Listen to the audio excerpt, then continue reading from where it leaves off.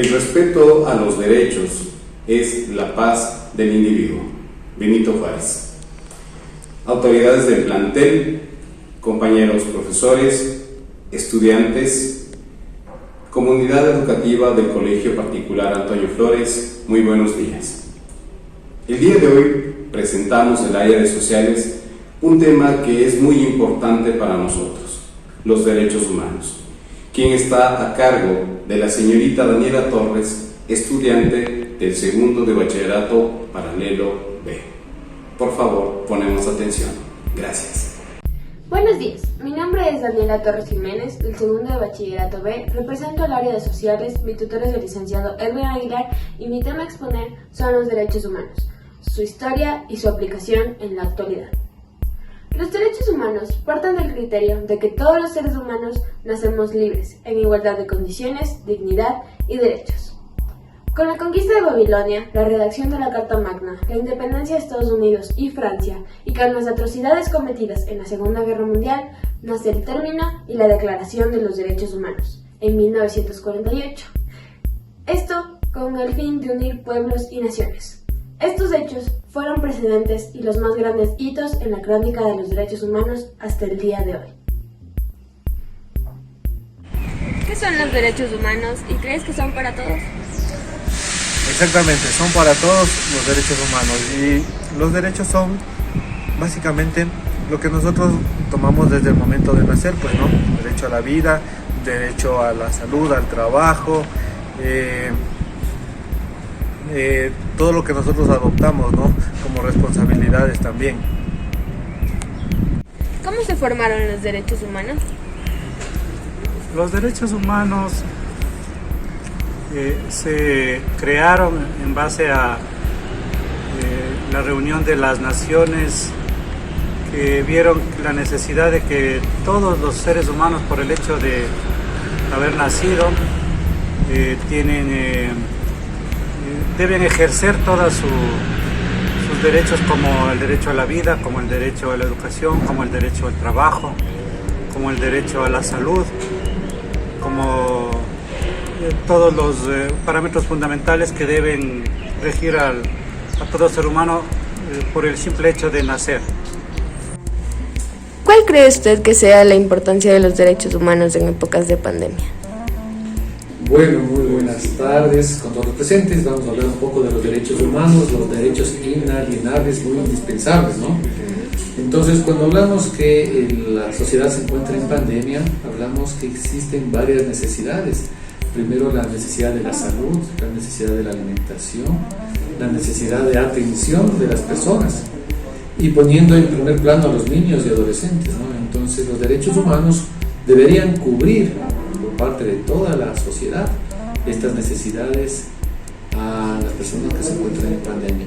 Sobre todo pienso yo que la necesidad de la salud, ¿no? El tema de la vacuna debería trabajarse como una obligación y un derecho de todas las personas para que puedan salir a hacer su vida cotidiana. Debido a esto, quiero hacer énfasis en que los derechos son para todos. Como dice en la Constitución del Ecuador, todas las personas gozarán de los mismos derechos, deberes y oportunidades. La ley sancionará todo tipo de discriminación.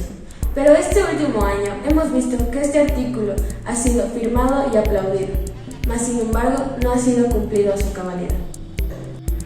Cito como ejemplo el derecho a la educación. Todos los niños tienen el derecho a la educación, pero ahora, en época de pandemia, cuando la educación es virtual, vemos que la de muchos está en pausa, cuando en la Constitución del Ecuador dice que todas las personas tienen acceso a tecnología y a comunicación.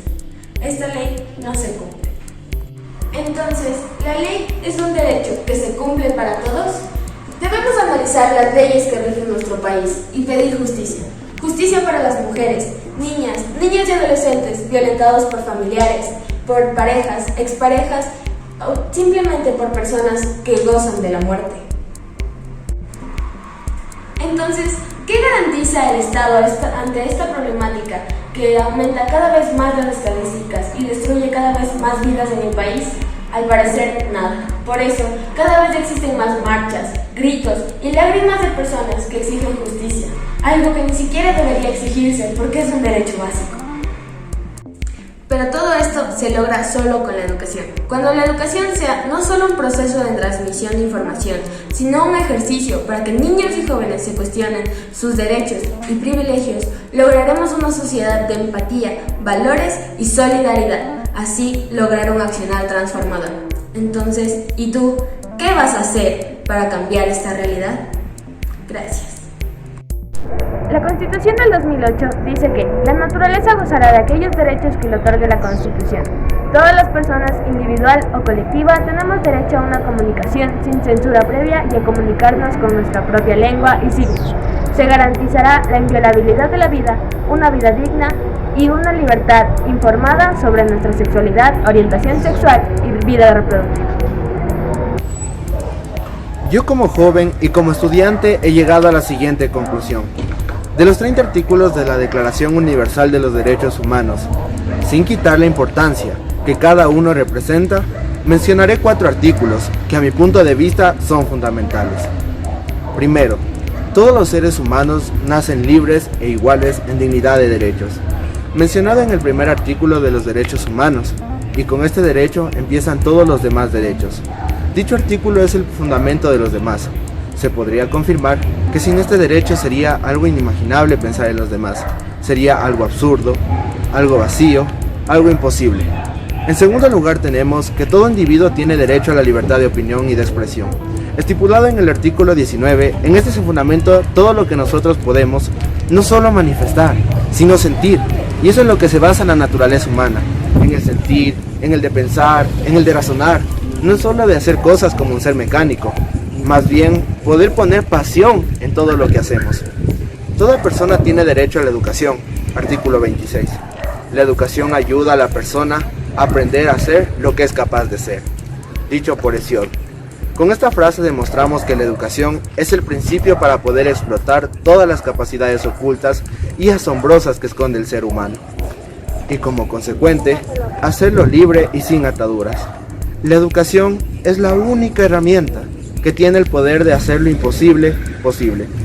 Y finalmente, toda persona tiene derecho a ejercer sus deberes, ejercida en el artículo 29. Esta parte nos da a reflexionar que no solo tenemos derechos, sino también deberes, y con esos deberes vendrán los derechos, para los cuales estaremos listos si explotamos y nos desarrollamos como personas, cumpliendo nuestras obligaciones, aportando con el rol que cada uno ha adquirido, haciendo así una sociedad más equitativa y con una mejor calidad de vida. Muchas gracias.